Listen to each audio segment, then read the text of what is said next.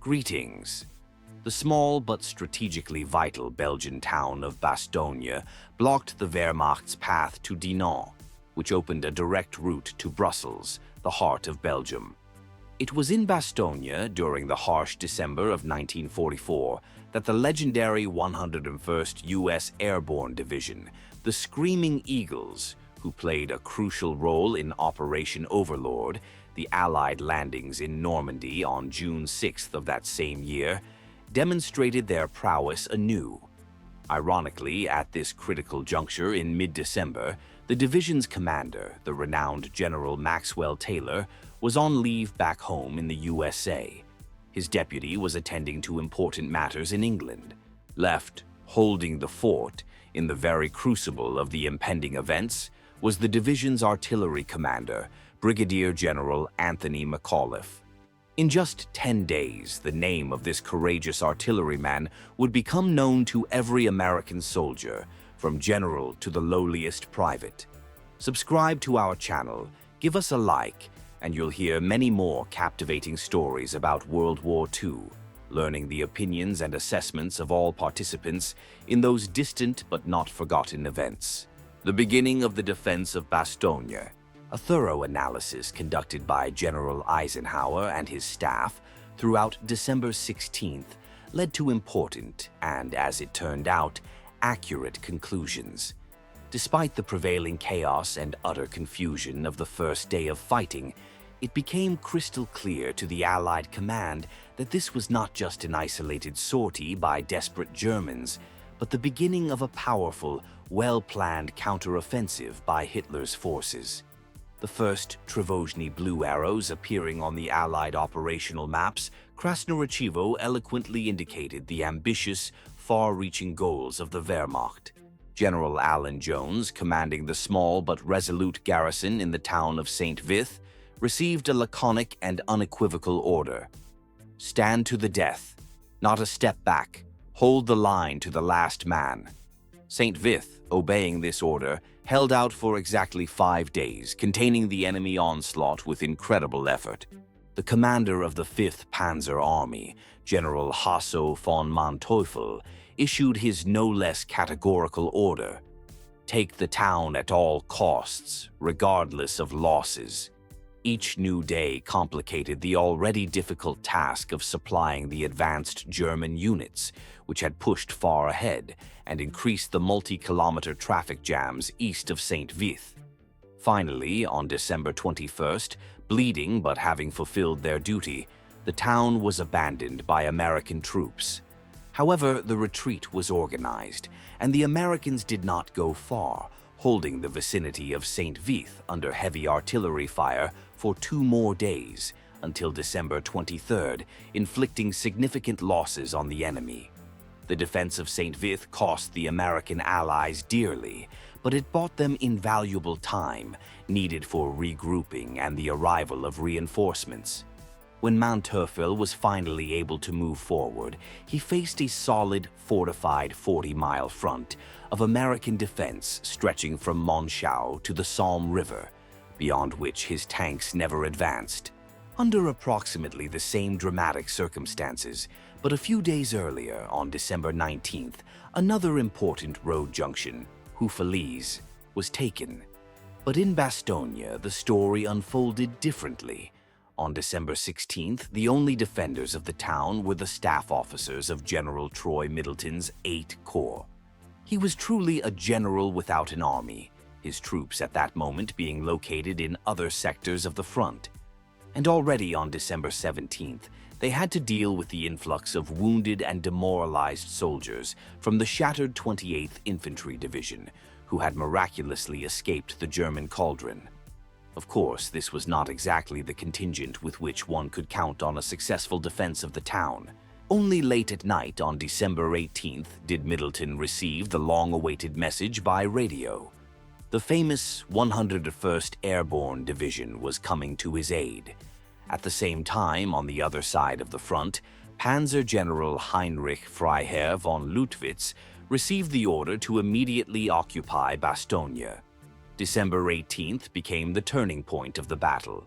two large enemy formations, moving from opposite directions, rushed towards the same objective, the small but strategically important town of Bastogne. The Americans proved to be faster and, admittedly, luckier. The first units of the 101st Airborne began unloading from Studebaker military trucks on the night of December 18th through 19th and immediately took up positions in the center of Bastogne. By 9 a.m. on December 19th, all 4 regiments of the division were in place and ready for battle. Now, instead of a swift thrust towards Dinant, Namur, Liège, and ultimately Antwerp, the German forces faced a difficult and bloody task: to wrest the impregnable town of Bastogne from the American paratroopers. From midday on December 19th, the Americans began feverishly strengthening the defenses around the town, turning it into a veritable fortress. At General McAuliffe's disposal, besides the regiments of the 101st Airborne, were several scattered units of the 10th Armored Division, as well as various engineer and artillery units, including several anti-tank artillery batteries. It was a motley but determined group. On the same day, December 19th, General George Patton, commanding the U.S. Third Army and conducting active combat operations south of Bastogne in the Saar region, received an urgent order from Eisenhower: cease all operations in that area and throw all his forces north to relieve the critical situation that had developed in the Ardennes. Patton, known for his decisiveness and swift action, replied in the affirmative, but indicated that the regrouping and 90-degree turn of his considerable forces would require some time, and realistically, he could not begin offensive operations towards Bastogne before December 22nd to 23rd.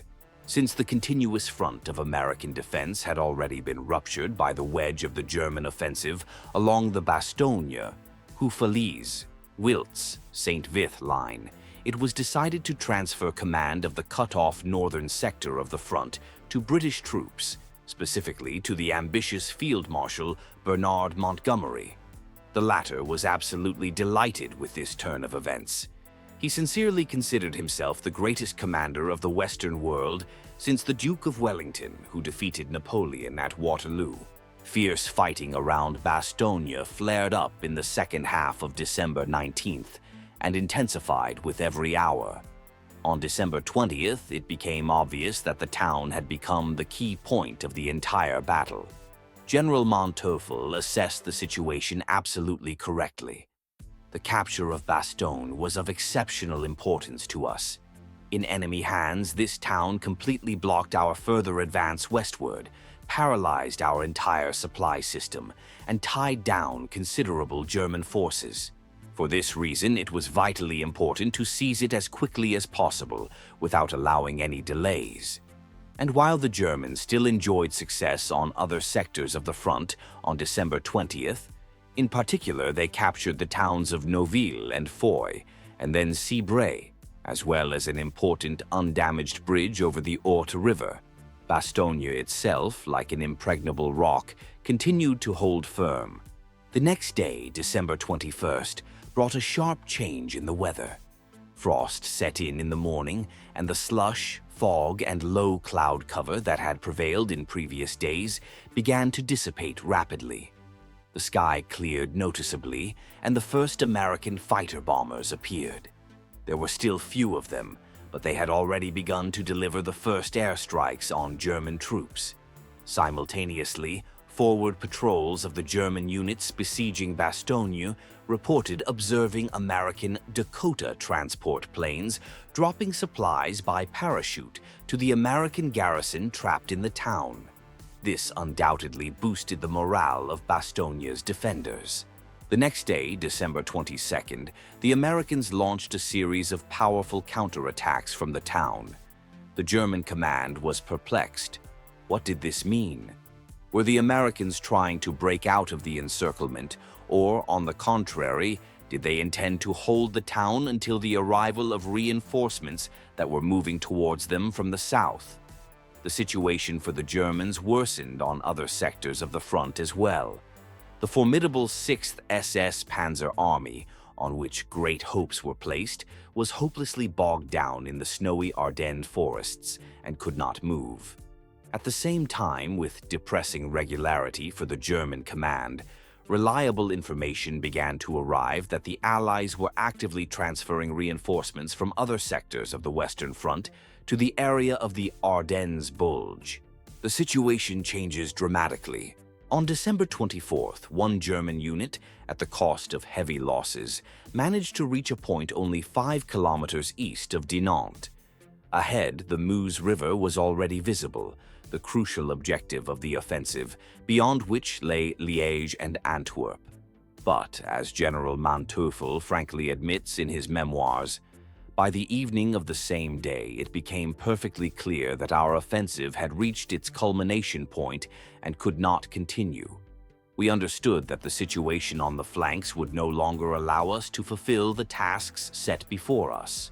Indeed, the intense pressure experienced by the advancing German units from the north and northwest, south and southwest, left them with practically no hope of a favorable outcome to the operation.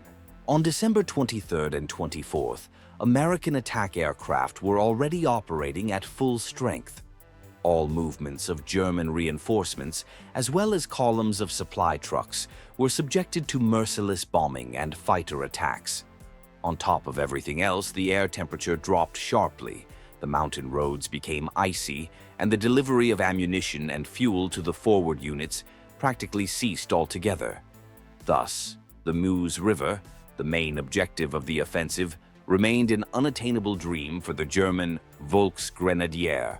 This was the sad epilogue of the offensive part of the Ardennes operation. Without wanting to, the Germans were drawn into bloody, protracted battles that, in essence, no longer decided anything for them and only pointlessly exhausted their forces. As General Manteuffel later wrote with understandable bitterness, Bastogne turned into a kind of giant whirlpool, inexorably sucking in German troops, including those intended for the decisive thrust to the Meuse River. There was a moment when 9 German divisions were tied up in the fighting for Bastogne. The battle for this small town required the transfer of formations of the elite 6th SS Panzer Army to support the 5th Panzer Army, which ultimately completely disrupted all the offensive plans of the German High Command. On December 25th, the German Luftwaffe entered the battle.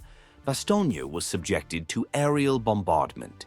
On the same day, a fresh, fully equipped German tank division attacked the town from the northwest. The Americans' forward line of defense was breached, but the 18 German tanks that broke through, having lost infantry support, got bogged down in the deeply echeloned American defenses and were knocked out and burned one after another.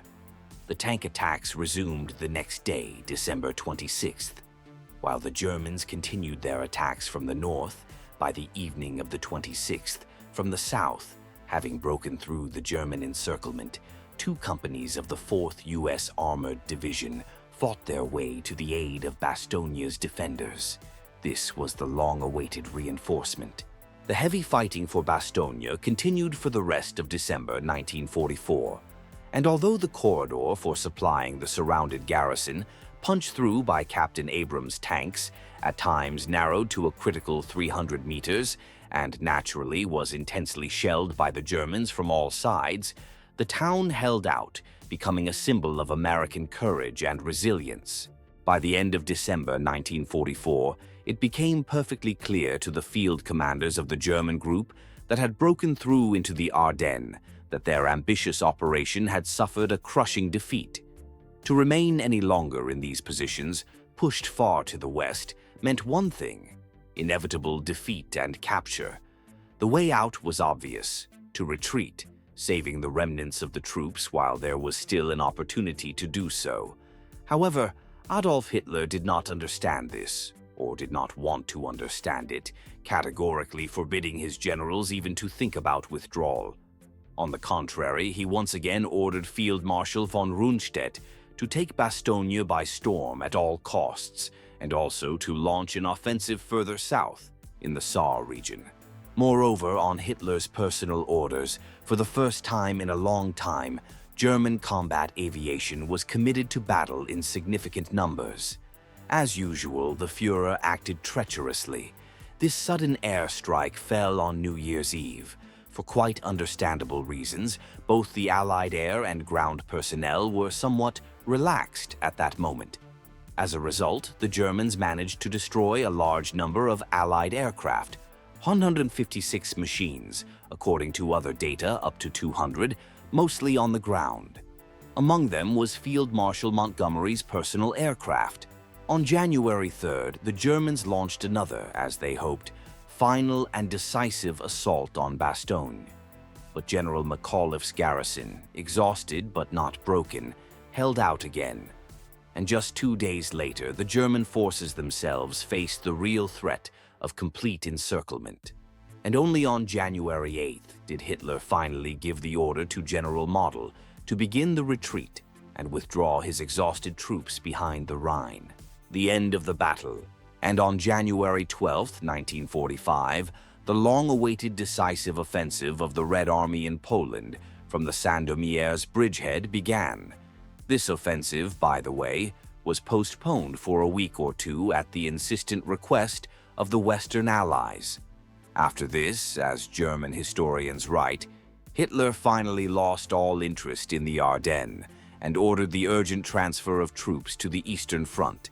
The combat-ready armored vehicles of General Sepp Dietrich's elite 6th SS Panzer Army were feverishly loaded onto railway platforms and sent east to the Ostfront. In the first half of March 1945, this army still managed to take part in the heavy fighting for the Hungarian capital, Budapest. There, a significant number of its Tigers and Panthers, not destroyed by American anti-tank gunners in December 44, were knocked out and burned by Soviet ZIS-2 anti-tank guns and powerful Su-152 self-propelled guns. However, this victory cost the Red Army hundreds, if not thousands, of Soviet soldiers' lives. I wonder if the Hungarians, who have long since joined United Europe, remember today what Americans from Texas and Nebraska, as well as our compatriots from the Ryazan and Saratov regions, gave their lives for? And before we move on to the dry statistics of the results of this bloody battle, let's learn the opinions and assessments of the losing side. So, according to German military analysts, researchers, and publicists, the Battle of the Bulge has both its pluses and its minuses for the fate of Germany. They consider the achieved complete tactical surprise of their counteroffensive and even the temporary seizure of the strategic initiative on the Western Front to be among the undoubted pluses. After all, for quite understandable reasons, the Anglo-American allies were forced to completely cease all their offensive operations on other sectors of the front for a period of 4 to 5 weeks. Allied air raids on Germany's most important industrial centers were significantly reduced, and in some places even ceased altogether, for the simple reason that stocks of aviation kerosene, as well as bombs and shells, were diverted to solve more priority tasks in the skies over the forested Ardennes. In addition, the forces of the Anglo-American coalition suffered very serious losses in manpower and equipment. However, all these temporary successes were achieved at the cost of enormous, irreplaceable losses, which significantly exceeded the losses of the enemy. As it turned out later, these losses proved fatal for Germany, which was already bleeding profusely. By January 28, 1945, after long and bloody battles, the German troops were again in the same positions they had occupied on the evening of December 15th, that is, 6 weeks earlier. However, their strength during this time had decreased by almost half, by 120,000 soldiers. Tank losses amounted to 600 machines out of the 1,100 available at the beginning of the offensive. The Allies lost 82,000 men, killed, wounded, and captured in this battle. The Anglo-American coalition also lost 730 tanks and armored vehicles. Losses in artillery pieces and aircraft numbered in the hundreds on both sides.